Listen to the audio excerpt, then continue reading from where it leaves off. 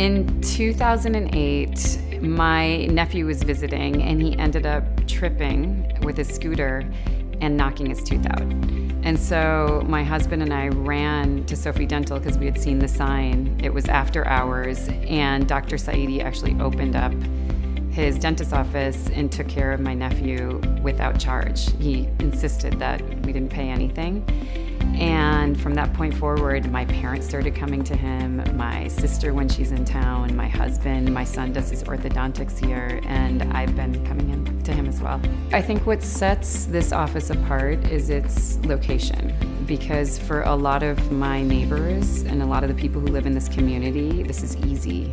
It's beautiful. It's connected to the rest of the community here, so you can make your dental experience into a community experience. You can go for lunch afterward. You can do other things.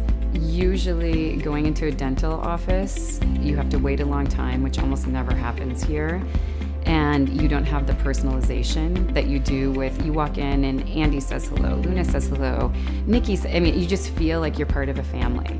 I would recommend Dr. Saidi and his team to anyone, and I have over the years, and I've just loved to see his business grow and thrive.